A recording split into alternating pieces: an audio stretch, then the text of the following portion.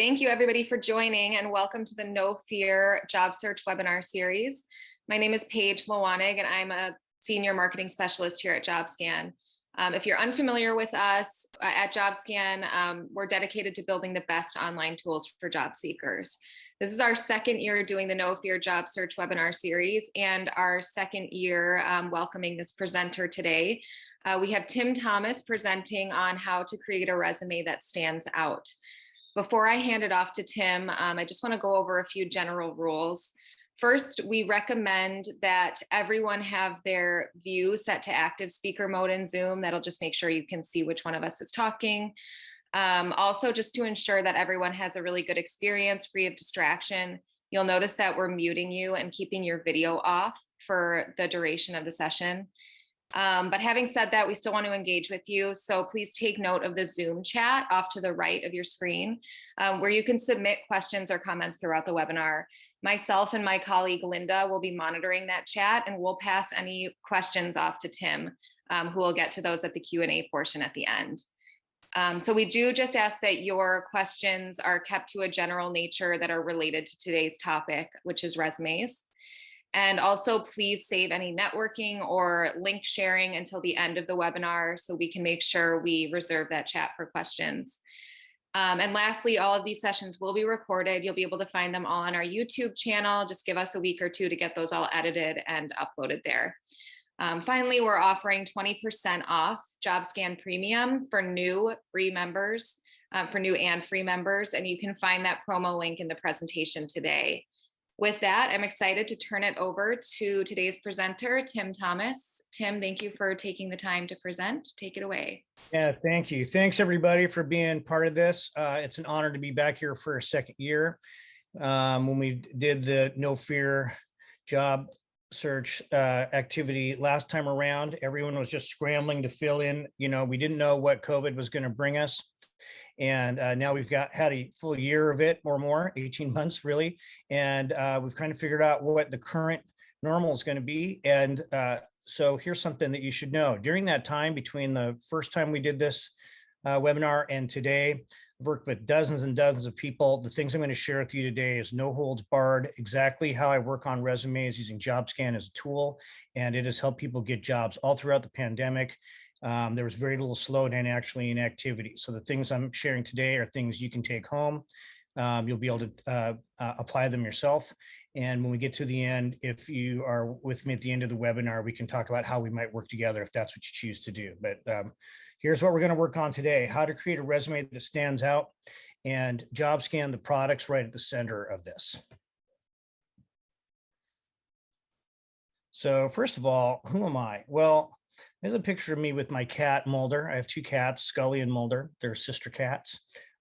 Mulder is tiny, Scully is not. And Mulder's my buddy. So there she is riding on my shoulder with my messed up hair.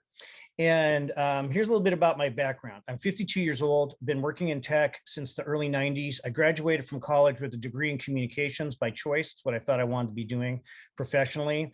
When I got into the market in the early 90s, though, I'm also pretty good at predicting future trends, and I didn't like the direction that media was going, and I didn't think I could make a career out of it the way that I wanted to, especially if I lived in Seattle. And through some incredibly good luck, a management consultant and coach worked with me and helped get me started on my career, which began with a tech startup doing interactive voice response just a little bit before the web was a thing. That startup did not succeed, but they showed me the World Wide Web and how to do some computer programming while I was there. And I was able to parlay that into a job at Wizards of the Coast, the gaming company. So I joined Wizards of the Coast. I was the 50th employee at Wizards. We had a really good time with Magic the Gathering, and then eventually they acquired Dungeons and Dragons. You'll all remember Pokemon. So very exciting, fun time to be working on the web in a company that was really going places. Spent a decade there, spent a couple of years as a consultant working in a consulting firm. I went through major life change and became a sole caregiver parent, which really affected my career quite a bit. Kept me from being in tech and consulting jobs because I really couldn't do the hours. There just wasn't a daycare in the world open long enough for me to work the hours someone expected me to work and also be a parent. Went to a second startup. That didn't make it through the economic collapse in 2008. And so I decided then I would work for myself because I figured my odds were better if I spread out my risk. So I worked in a nonprofit that was doing providing federal aid to low income. Interesting time to be doing that right when the economic crisis was hitting. We helped modernize that nonprofit. I also worked at a high brightness LED testing lab that was a bootstrap startup with the founders. And out of that work is when I decided that I'd really like to become a coach. So I moved from being a consultant into my coach training in 2016 and transitioned my practice away from consulting over into coaching. And the first gig that I got when I got done with my coach training was working at a company that was doing career transition for large organizations that had big RIFs, reduction in force. So I really got to have trial by fire. I worked with tons and tons of people coming out of big major companies that were experiencing layoffs during 2016, 2017. And one of the things that stood out was I was getting really distinct results with my clients. And so I decided I'd start my own business instead. So I exited that company after 2 years and founded Coaching Technology Group, which is my current company. And since then, from 2016 and mid 2016, I guess, until now, I've worked with more than 300 people in their job seeking. These techniques I'm sharing with you, they really work. It's practical, tactical stuff you can do today when we're done. We're not going to do any assessments or any looking at your value stack or anything like that. This is just, I want to get a job and here's how you get it handled.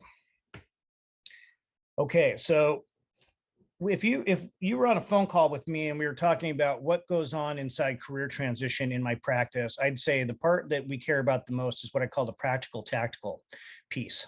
And the practical tactical piece has three main elements to it: the resume, which is what we're going to talk about today, your LinkedIn and how it works together with your resume and who you are as a person, and then how you do your job search, like literally how do you figure these things out. And so in the past, and we've talked about Jobscan as being a way to get past an applicant tracking system. And I agree that that's part of the mission. The other mission is to make sure that your resume is actually optimized for the human recruiter that will inevitably read your resume. So although you do have to have sometimes the right keywords to get through, you really have to have the right message, which is you have to be the right person for the job and you have to be able to speak to that inside of your resume. And so that's what we're going to be talking about. So why optimize your resume? Well, some people are like, I paid $1,000 to a designer and I have a beautiful resume. The difficulty with these kinds of artifacts or documents is that they're not adjustable to what's being asked of you. So, if we all like to eat food, but we go to different restaurants and you have to order the food that's on the menu at the restaurant. And this is kind of the way I think about resumes as well, is the job description is asking for is like the person who's ordering, and the resume is supposed to be what it is that they ordered. So if you can't get those two things together, it's not going to be a match. And so first thing we worry about is applicant tracking system limbo. If your resume doesn't speak to the job at all, if it's just a resume that you hope someone will use some imagination to understand you're good, it will sit in limbo. No one will touch it. So we want to get through that. We want a human recruiter to read the resume and go, oh, that person's a good fit for the job. And then all we're trying to do is spark that initial phone screen or interview. So if the recruiter's here, we're working on our materials to get close enough for the recruiter to recognize that we're there and say, hey, let's talk. If you're not where the recruiter is, nothing's going to happen. So a lot of people are like, well, that's great. What do I focus on? Okay, well, here's what we're going to focus on. You want to get your resume into an easy to visually scan template. Most recruiters are only going to spend 6 to 10 seconds quickly reviewing your resume against a job criteria that they have. If you don't know what they're really looking for, or it's not in your resume, they won't speak to you. It's not personal. The other thing is you need to know the job titles that you're pursuing. Almost all effective job search that goes on today, at least out of my practice, we drill down on the job titles first, and then we work on what the resume should have in it second. So if you're still seeking, there's a whole nother area of coaching. I call it career trajectory coaching. And the whole idea is to figure out where you're at currently in your career, what are your transferable skills, and then how do we get those into job titles in the areas where you want to work. Most of the folks I work with want to enter tech. and they're either in tech and they want to find a job at another company, or they're trying to transition from some industry into technology as an industry. And once you know your job titles, then you can go window shopping for those job titles. And then we use that to figure out what is the language of the job. And then we use Jobscan to make sure we don't miss anything. So here's some questions everybody asks. We'll just get right to them. So first is file formats. Microsoft Word, DocX, or PDF. Don't submit any other type of format. Please don't tell me that you read that some other format's a better format somewhere. These are the only two formats that anybody wants to see. And actually Word doc is the best. PDF means no one will, mess with your resume, but once you've submitted, they're not going to mess with your resume anyway. Okay, fonts. The most basic fonts are the best fonts. So Calibri and Cambria and Arial in Word, okay, which are sans serif. That means they don't have any funny things on them, or Times New Roman, which is the serif font that has little things on the serifs on the end of the letters. But you should understand that serif fonts are usually considered pretty stodgy. They scream mid-90s to an employer. And unless you're applying in the finance industry where it has a little bit of cachet for some reason, it's probably not worth it. I'd say stick to super basic fonts. And then something I do called the applicant tracking system test. Your resume, you should be able to do a select all on it, copy it, paste it into a text-only editor, and have nothing be missing. A lot of people make resumes and they design them using Word, like text boxes, or using headers and footers. That information does not transfer into an applicant tracking system. So you could end up submitting a resume that doesn't have it. They have no way of means of contacting you. If you put all of your stuff in the header of your file or in the footer, then it does not come through. You can test this with the cut and paste test to see what's missing. If you have blocks of text in Word that you're moving around for design, those will not come through. So that's that. If you have a question, put it into the chat and we'll aggregate the questions later.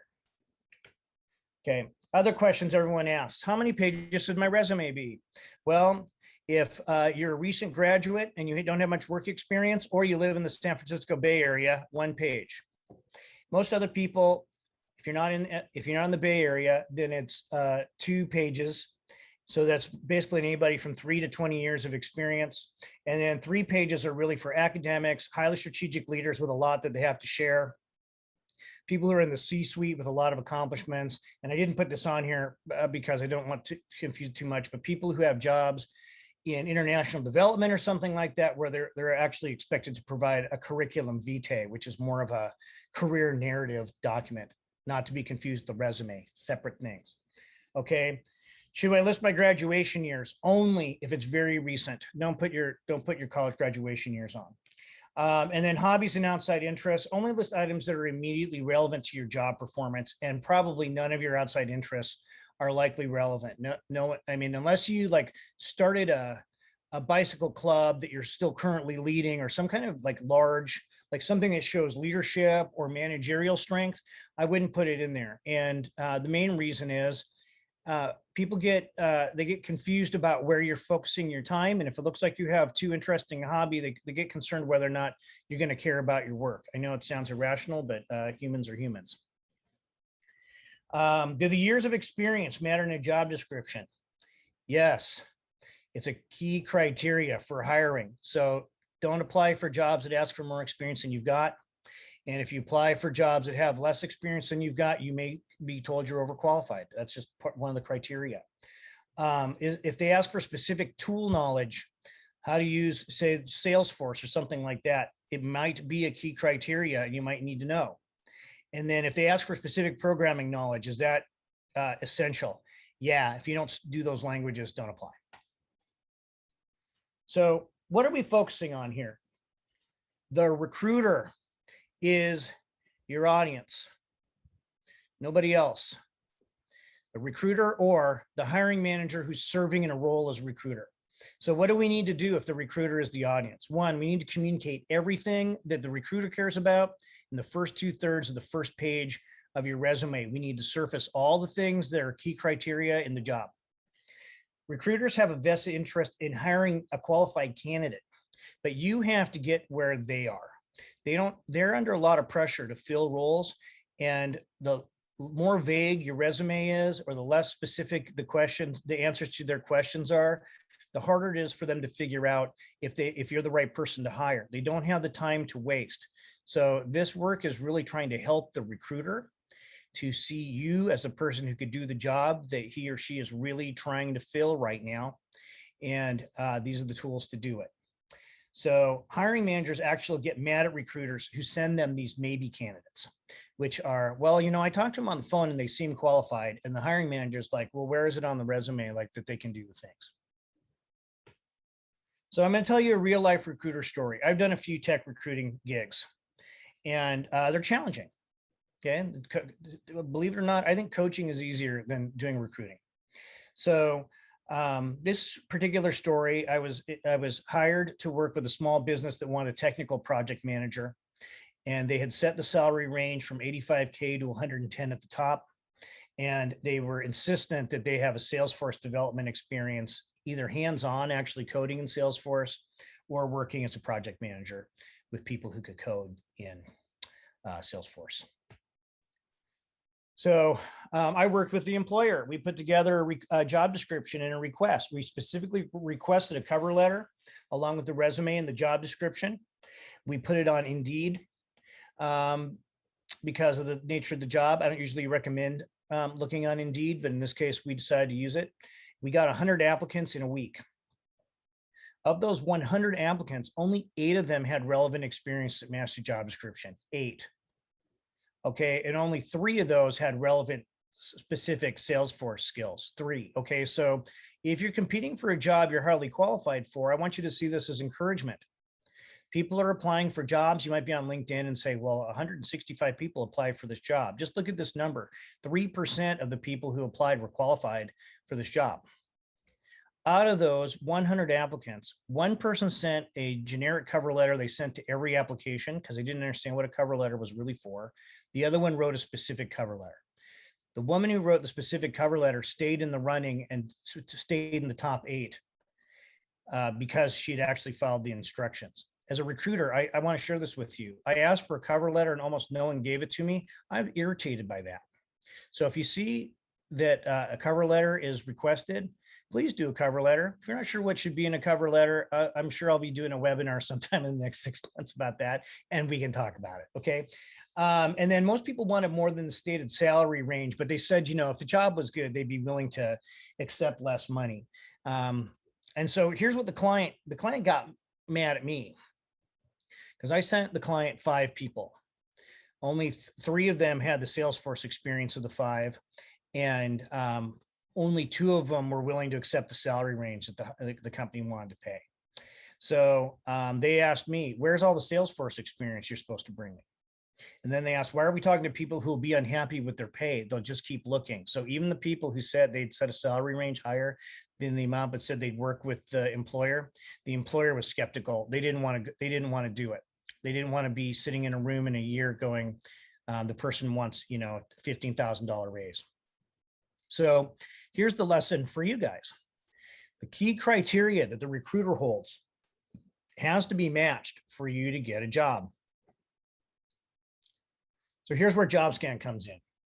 Okay, so Jobscan has a thing called the match rate. I'm sure a lot of you are familiar with the tool already. We're gonna just look at some snapshots of the tool today in this talk, and then you can apply some of these ideas for yourself. Okay, I view it as a barometer, and that helps catch important parts of the job so you can speak to those things. Okay, so Jobscan is, Jobscan helps you figure out what you didn't speak to in your resume based on job descriptions. And I'll show you how we figure out how to not miss anything.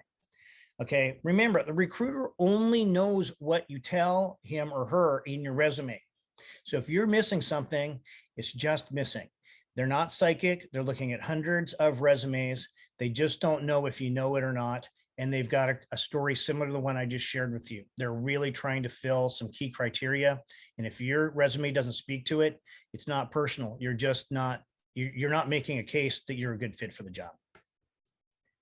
Okay, so I've done this approach that I'm about to share with you from everyone from executives all the way down to individual contributors, lots of different industries, tech industry, finance industry, consumer packaged goods, aerospace, okay, just engineering, mechanical engineering, chemical engineering. This approach is useful for everybody, okay, even CEOs.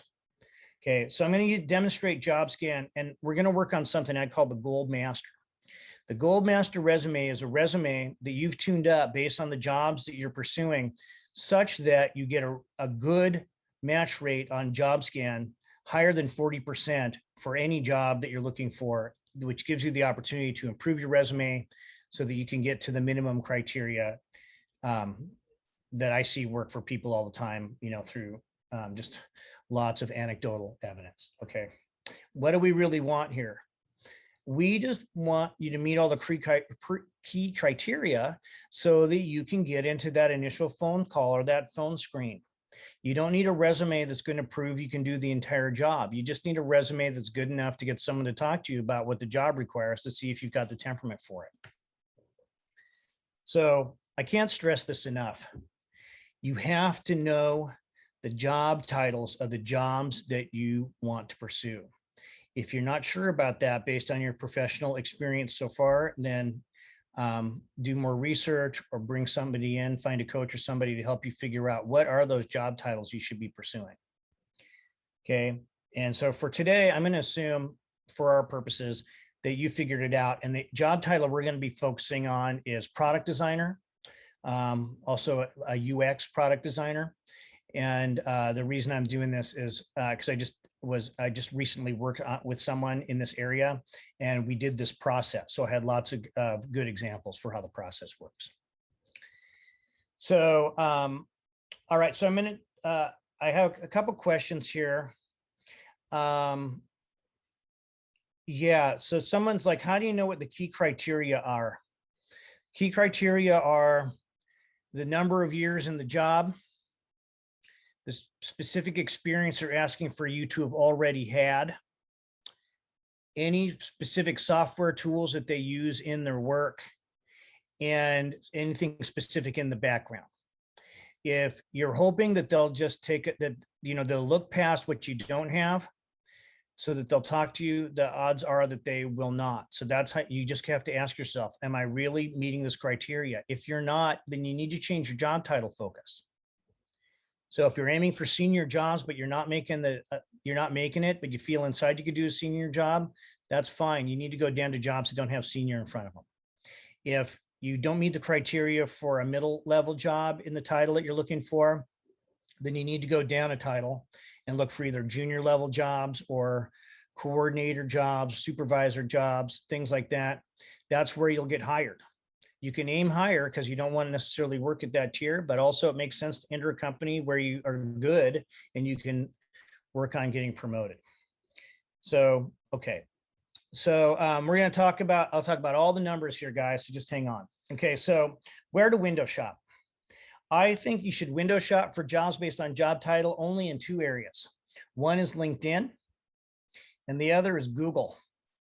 And yeah, just regular old Google. You go to Google, you put in a job title, you put in the word jobs, and you put in the city that you're targeting, and you will get an interface of all the jobs that Google has crawled from all of the job boards, with the exception of Indeed. Indeed blocks Google from crawling their stuff for good reason, because they have their own ecosystem. So if you want to say, hey, what's really out there? Not every job's on LinkedIn. Some jobs are on ZipRecruiter. Some jobs are on other job boards. If you do this search, you'll uncover hundreds of jobs usually in your area that you may not have seen waiting on LinkedIn. There's a reason. It costs money to be on LinkedIn to advertise your job. Some companies don't want to pay the fee to LinkedIn to have their job listed there, so they may not be on LinkedIn. Google's agnostic and crawling everybody. Also, you're looking for a remote job, don't put a city in there, put in the word remote, and it'll say the city is anywhere. That's a remote job. So some of you are probably already like, oh my God, I can't believe I never thought of this. I figured this out by accident when I was working with someone who wanted to work remotely about 6 years ago. Since then, now it's a thing, right? Okay, so what do? We go and find the jobs in the specific area that we like, and we put them in a spreadsheet for accountability and include the links to the jobs because you're going to need them. Okay, so go find 3 to 5 jobs with similar titles and responsibilities. Put them in your spreadsheet. Okay, so here's an example spreadsheet. So I ask my clients to prioritize the jobs 1 through 5, with 1 being the job they want the most. They go and then we keep a status if they've applied or not, who the company is, what's the job title, where's the location, and then a link to the job. And then if they have comments, and then we actually track their Jobscan match percentage when we first look at the job. Then we do a bunch of work, like I'm going to show you how to do here in a minute. And then we are aiming to get a higher score. So yeah, so we'll Google satisfy every other board except LinkedIn, Indeed. Yeah, so no, so there's some stuff about Indeed. Indeed has fees to sponsor that you can list for free on Indeed, but they have an ecosystem. So the Indeed ecosystem is that you sign up and then they send you emails 6 times a day. And I don't know how many of you have used Indeed, but I did an experiment with it to see if they had any executive coach jobs. And I got a lot of jobs for middle school girls softball coach, because it had coach in it. And I got a lot of jobs for executive chef because it had the word executive in it. And I was opening 6 or 7 emails a day looking for a needle in a haystack. Now you might surmise that Indeed goes and tells their advertisers they have a very high open rate on their emails. There's a reason for that. There's a bunch of stuff in there that has nothing to do with you. What I found with clients who relied on Indeed is they just started getting depressed because they couldn't find a job, and then they'd open up these emails, they'd scroll through, there was nothing for them, or they'd scroll through while they were, in their car or something, and then they're like, oh my God, I have to apply right away, and they weren't in a place where they could apply. So you may be fine with the Indeed experience. I haven't found it to be too great for folks. Okay, so here we go. So job tracking sheet. Create a job tracking sheet. It can look something like this. It doesn't have to be super fancy. And then I talked a little bit earlier about the easy to visually scan template. Okay, so you need to address all the key criteria in the first 2/3 of your resume, which is years of experience, the job title you're going for matches the job titles you've had in the past, or you have a cover letter or something that explains how to mentally get there, and that you have the specific skills that come from the job description. Here is an example of a resume template that I use all the time in my practice. I don't do a lot of special resumes. Sometimes someone gets mad, they think I should be a special resume designer. There's nothing to gain from having a very special resume design. You should have an easy to read design that matches the things the recruiter's looking for. They should be able to figure out who you are, where you live, how to get in touch with you, and where to look and where to find your LinkedIn. Okay. And then unlike resumes of the past, where we said something kind of oblique like objective, my objective is to work in middle management at this leading, the recruiters don't care about that anymore. They really want you to just put the job title you're going for right at the top. So they can say, oh, great, this guy or this gal, I can get in touch with them, and this is the job they're after. And then I usually put 4 or 5 bullets that immediately dig in. Yes, I meet the year criteria. Yes, I do. I have worked with these kinds of companies.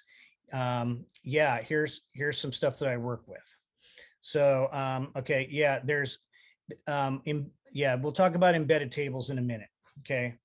Not the big deal everyone makes out of it if you understand what the real problem is. Okay, so here's a table, tools, expertise, and a link to their portfolio. This is for somebody who's a product designer, UX designer. Okay, then I went through and I changed it to the company from Office Space, Anytech. Okay, and then what they did there. So you can see all the tools are right up front. If they say must know how to do Microsoft Excel, guess what goes in your tool section? Not Microsoft Office Suite, literally put Microsoft Excel or Microsoft Office, Word, Excel, PowerPoint in parentheses, Google Suite, Google put that there, Adobe Creative Cloud, Photoshop, Illustrator, Premiere, whatever the tools are that you can do. Your expertise is things that they're asking for in the job description. If you have a job that needs a portfolio, then make sure you have a link for the portfolio. Sometimes if I have a client who's multilingual, I'll put another section up there and put what they're fluent in or what they're conversational in, so that it's up near the top. The recruiter is very unlikely to get to the tail end of your resume unless you intrigue them in the first part of the resume. They're not going to worry about your education. They're not going to worry about your older experience. They just want to know, what have you been doing recently, and do you have the skills that they're looking for?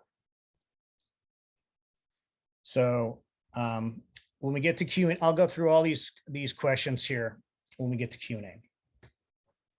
So what do I do in Jobscan? Now, when you guys get your own versions of Jobscan, I recommend that you do. I ask all my clients to do it. You'll be able to upload your resume and then use a lot of the really cool WYSIWYG tools for making changes in your resume and everything like that. For the example I'm doing today, I use the dashboard view, which is sort of classic Jobscan. I take the resume, I do a select all on the resume, and then I paste it in to make sure that nothing got dropped in the cut and paste. This is the embedded tables thing that some of you guys are talking about. If you have a table inside of a table, like you're using Apple Pages, for example. Apple Pages do not submit a resume in Pages. It has an overarching container, and it's got tables inside of tables, and it'll all be blank. If you do the cut and paste test, there'll be nothing inside of there. So that's why I do this cut and paste test. Okay, and then I take the job description from the job, I paste it in, and then I do a few things with it. Okay, so this first pass through with this resume that I was showing you for the guy who worked at Anytech, looking for that job at Google. So I took the job description from Google, from their site, I pasted it in, and we ran the first pass, and it was a 56% match. From my point of view, that's great. So for those of you who are asking, what are the percentages, Tim? In my experience, 55% or higher with a resume that doesn't have any gaps in it about what they're asking for will likely net you a phone call. Some of you are using Jobscan and you're working hard to get a score of 80%, and you're creating robo resume, or it looks really worked over, because it is. Okay, so 80% is amazing, and you can feel really confident if you hit a natural 80% match rate. But if you can get to 55% using this technique, you'll be in the running. Okay, so we go down through Jobscan and we're looking for what's missing. Okay, so in this particular case, the job description asks for things like strategy. They ask for something called HCI, which stands for human computer interaction for UX. That makes a lot of sense, right? We talked about mobile in the resume, but we didn't specifically say iOS or Android. And for some reason, we didn't use the word technical ever. So what are we trying to figure out? Well, what's the context that they're talking about in the job? Oh, here's some more things. We didn't talk about product strategy, even though the person's a product designer, computer science, industry experience, business requirements. And then in the soft skills, which are somewhat less important from a recruiter point of view, the words collaborate, innovative, and problem solving. So we went in, I'm not demonstrating this, but if we were doing this live, I'd take that list. I'd be going over to our person's resume, looking for opportunities to put those words into the resume to improve it. So I went through and I grab and I take that language from that first job and I put it inside and I see how it's doing. So I got up to 64%. And then once I looked at what I hadn't gotten that I'd missed, okay, like there were some thematic things in there.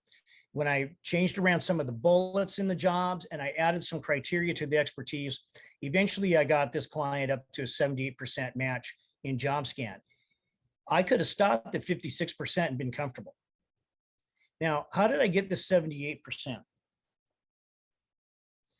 Well, I cut and paste the job description in, and then I edit the job description. Okay, so I actually read it. I recommend that you do the same thing. You read the job description, and then anything that has to do with the company's overarching, anything that's not about the job itself, anything that's not about the responsibilities, the criteria, the preferred qualifications, the required qualifications, anything like that, you should pull out of the resume. You don't need to know about Google's back history. You don't need to know what teams you'll be working with, because if you're trying to wedge in team names that have nothing to do with the job, you'll end up creating a Franken resume. It's really important to contextualize the ask to what you put inside of your resume. Okay, sometimes it says, we'll accept a design degree, an architecture degree, human interaction design degree. Go through, and those kinds of things, they might show up inside a Jobscan. So take those things out. And you can use a tool in Jobscan also to look at what the tool chose to highlight. And that'll help you figure out where Jobscan pulled up some of these things, so that you're not just shooting in the dark. You can figure out if it's actually a context or not. Okay, so that's why I say the match rate's more like a barometer, because there's going to be some information in there that you don't need to match. If you're trying to work to get a score, a match score, you'll make yourself pretty frustrated. Okay, bottom line, aim for a 55% match or better without what I call striving. Okay, so you're not trying to trick someone into hiring you, and you're not making up anything that's not true. You want an authentic resume that's truthful, and you want to use the language they're using. So if you get something from Jobscan where they're talking about metrics and you have the word reporting in there, ask yourself, can I swap out the word reporting for the word metrics? You should. Not to get a high score, just to match the language of the employer. Okay, recruiters can tell this is really important. The recruiters just want a great match. They expect you to bring your own personality to work. You're not a robot. They want to know you'll bring something new to the mix, not just exactly what they're asking for. So if you work on a resume trying to make it perfect, they're going to be skeptical naturally, just like you'd be skeptical of someone giving you an offer that seems too good to be true. They can tell when a resume is overworked. They're normal human beings. Okay, so remember, you're just trying to get to the screening call. You're trying to get the recruiter to say, this person's close enough to this job description, I should be speaking of that. Okay, it's a barometer. It's not a score in a game. Remember this, it's easy to get tied up in trying to get the best possible score inside of Jobscan and miss the point of what the tool is. Okay, so if you find a job, you find your jobs, you have your resume, the first one you go for, the one you want the most, you have a very low match rate. It might be under 20%. Okay, use the tools, figure out what's missing in your resume. Ask yourself, can I put those things in my resume? If the answer is yes, either rewrite bullets or put it in an expertise section like I showed you. Okay, and then anytime you get a match, you're going to improve your score by 1 to 1.5%. Just kind of depends. Okay, and I've done thousands and thousands of job scans since 2016. Okay, I've been with this product a long time, and hundreds of people I've worked with, and people get calls on a 57% match. Sometimes people get calls if they're really in demand. There was a real big demand for iOS app developers in 2016. That all they had to do was put iOS app developer on their resume and they get a call. I got a guy who interviewed and got a job, 38% match rate on his resume. Why? Because his job was in super demand. And what he did talk about on his resume was exactly what they were shopping for. Okay, so remember, this is just a way to figure out, did I miss something that I should be talking about with them? Not to trick anybody or anything like that. Okay, and Jobscan is not the final arbiter. So if it was just about getting 100% on Jobscan, you could do like one guy who really missed the point that I worked with did. He cut and pasted the entire resume, put it down in 1-point type, put it in on a white background, and then he told me I got 100% in Jobscan. I'm like, so what? That's not what we're trying to do, right? I mean, obviously, it's meant to help you measure something. It's not something to beat and then say, oh, I beat that level on Jobscan. Okay, so the recruiters ultimately, we're trying to meet the recruiter. The recruiter's out here going, I got people breathing down my neck trying to hire. Please bring me someone I can hire. And there's all these people and they're not anyone they can hire. They haven't done anything to get any closer to the recruiter. The tools we're talking about bring you closer to the recruiter. The recruiter can more easily see your person they should be talking to. We want to get you close enough that there's some gravity here and that you can move into the process. If you don't go to them, you're not going to be in the process. It's going to feel essentially random, and you're going to start asking yourself, what's really going on here? Is it me? Is it some sort of ism that's getting in the way? Okay, these are common questions for job seekers who aren't feeling successful. If you follow these instructions, you will change your job search for sure. Okay, now here's how we get to the Gold Master. You repeat this process over those 3 to 5 jobs. Get at least 55% on the first job. Then use that resume for job 1 and compare it to job 2 on your list. You should score relatively high already. Make small changes to the next iteration of your resume to get at least 55% or higher for the second job.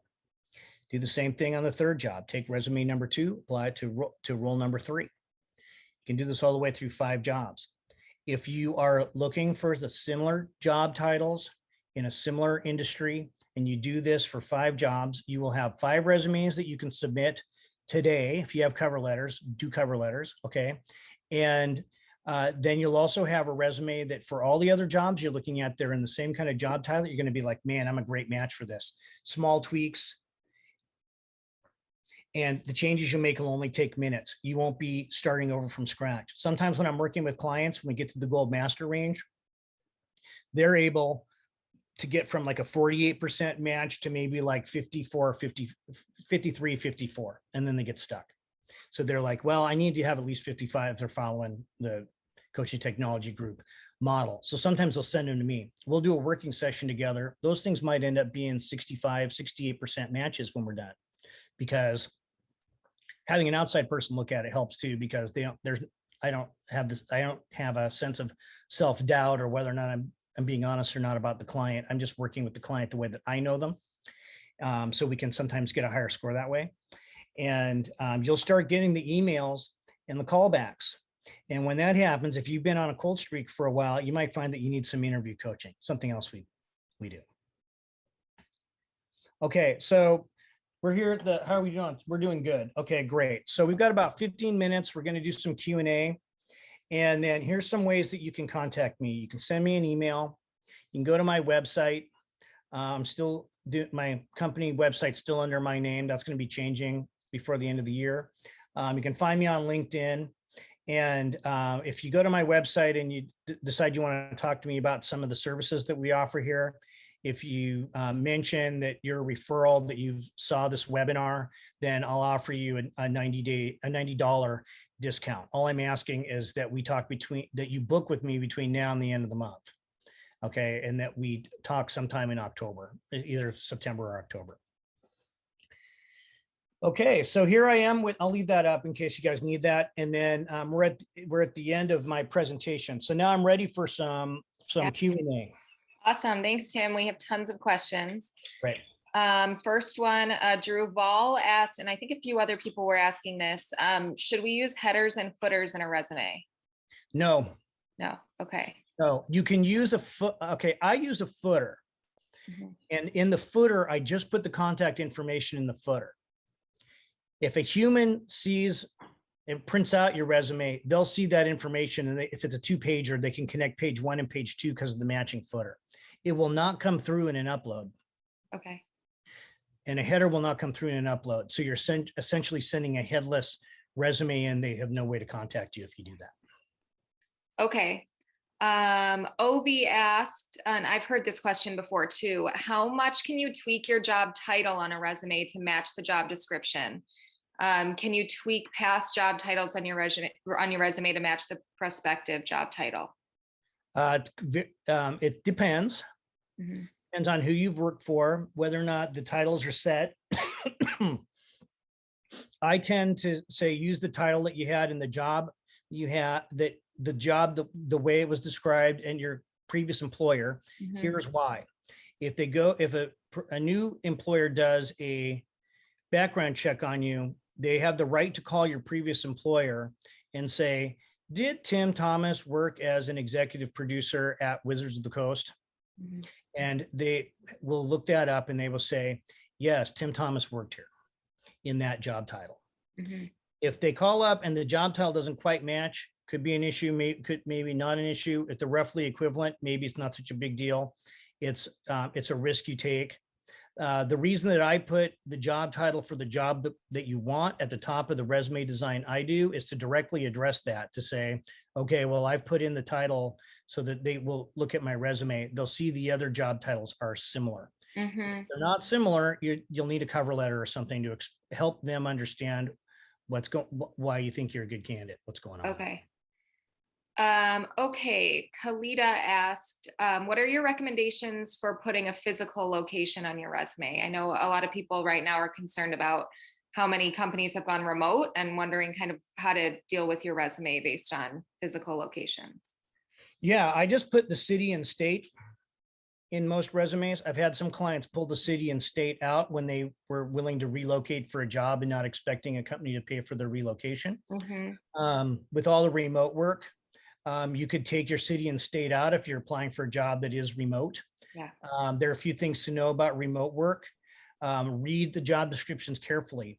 If the job description says that you must work in a particular state to work remote in that particular job, they mean it. It has to do with state and local taxes and whether or not the company has a nexus of business in that state. So there are states that companies won't do business in. All 50 states have completely different rules.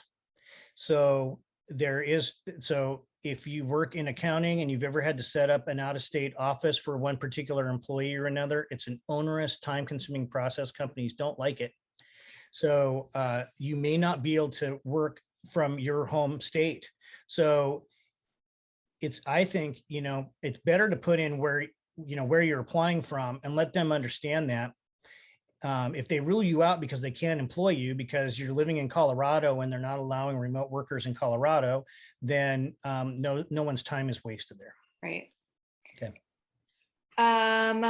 Let's see. Someone else asks, should a new college grad, should they be emphasizing their education more than work experience? Sometimes.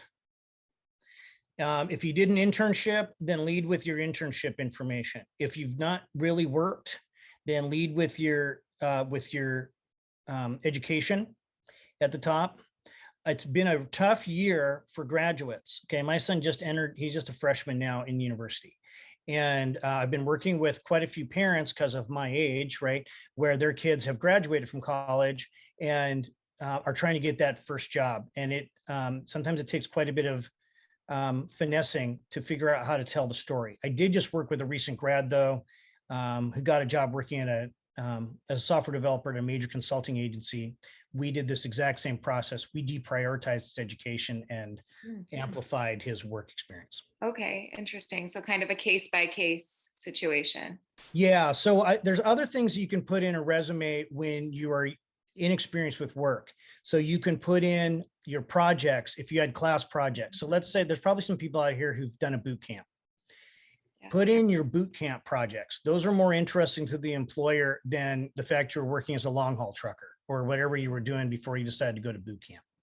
Okay, so let's say that you took advantage of the COVID time and you were able to go back and gain a new skill to break out of some work cycle you were in. Let's say you were stuck in a restaurant work cycle or something like that.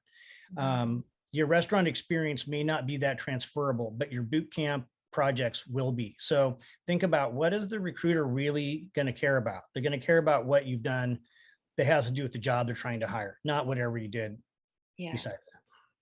Great. This is sort of a related question from Allison. She's asking how many pages are reasonable for somebody that's transitioning careers and how far back in their job history should they go?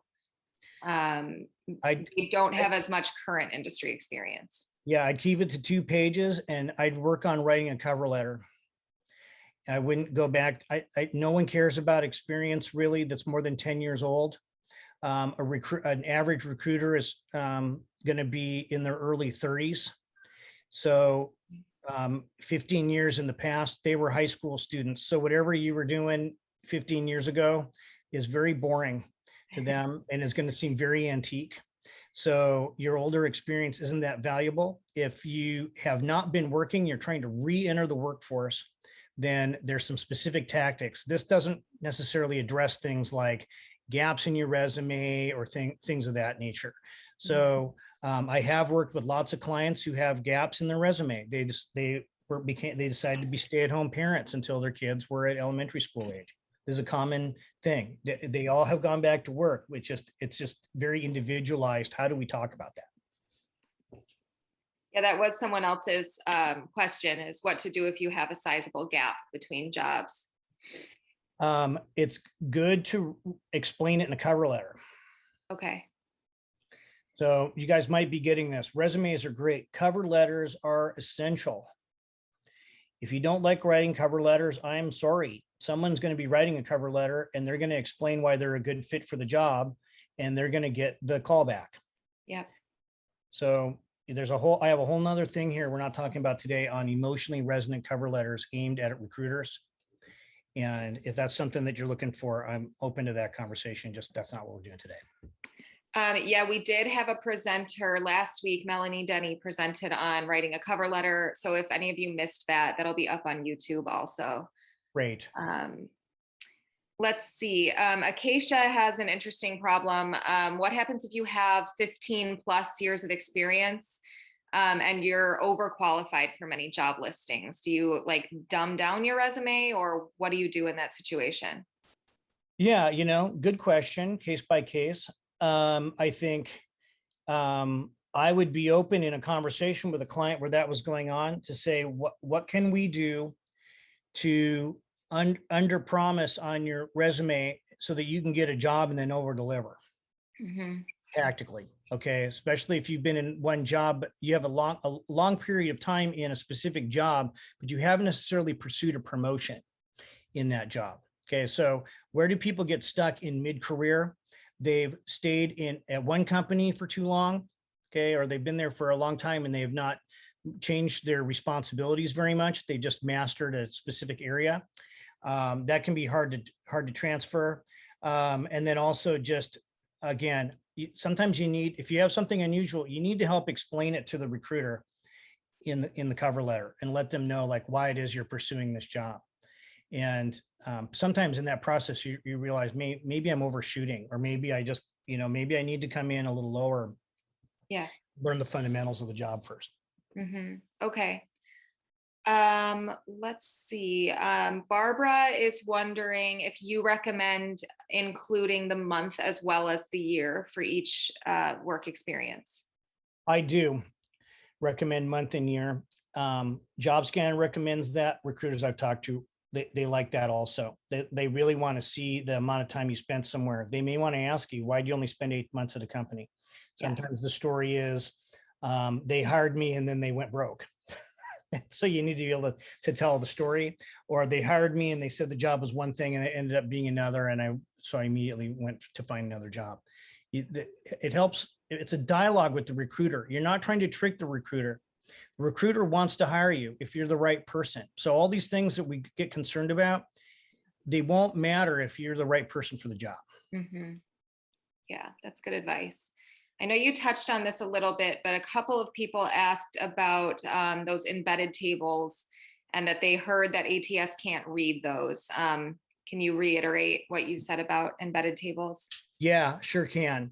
So this is why I told you guys about the ATS test with the cut and paste.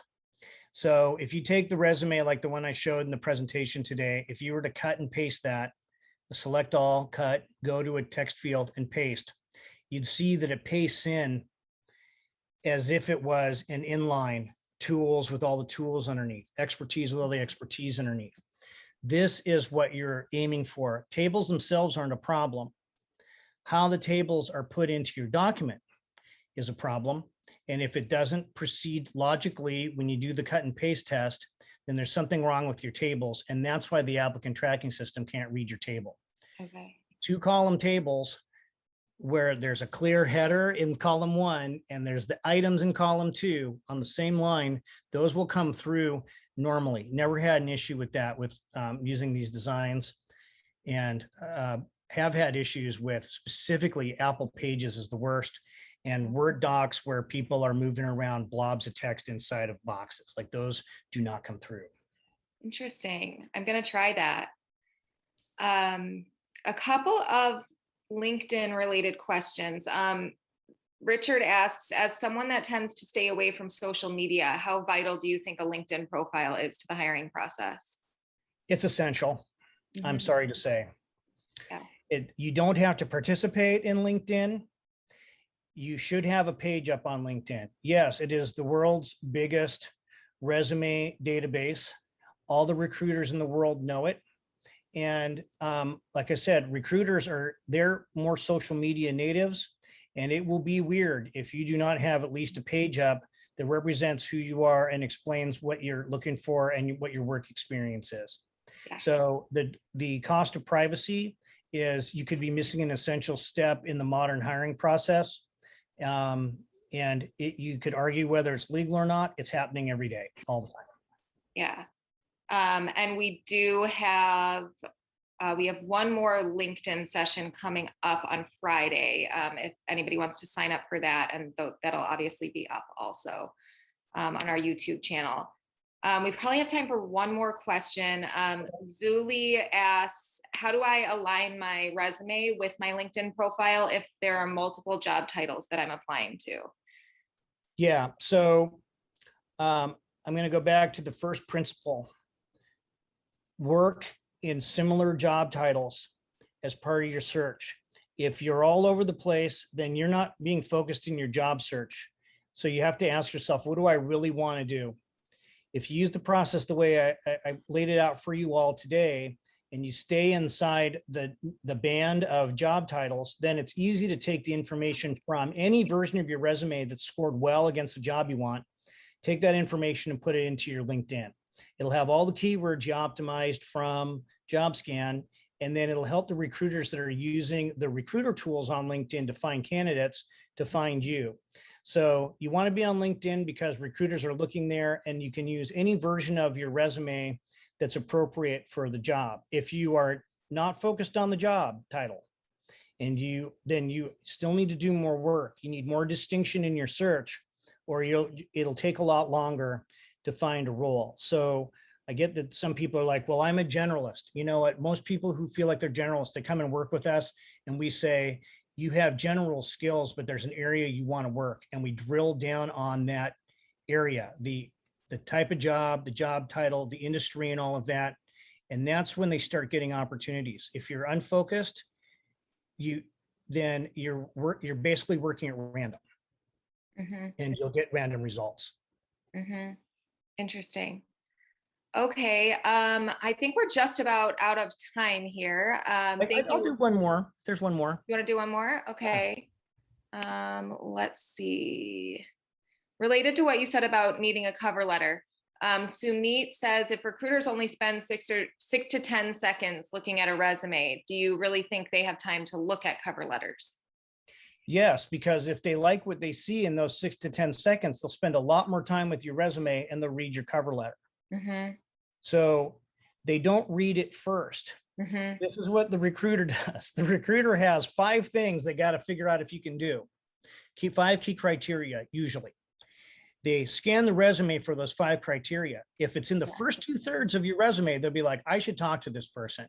Then they'll do everything. They'll read the second page of your resume. If you do a cover letter and you make it the 3rd page of your resume, which I recommend if they don't ask for one, to do it anyway and do it that way, then they will also read your cover letter. The cover letter could be the thing that makes the phone call happen, because it's the part where you say, why me, why the company you're recruiting for, and why I'm a good fit for this job.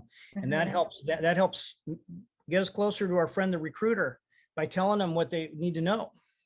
And that's where you can explain those things from your resume that you didn't have room for. Yeah, like I saw a couple of things about people in academia out there. Okay, I've worked with academics. I understand it's a complete ecosystem.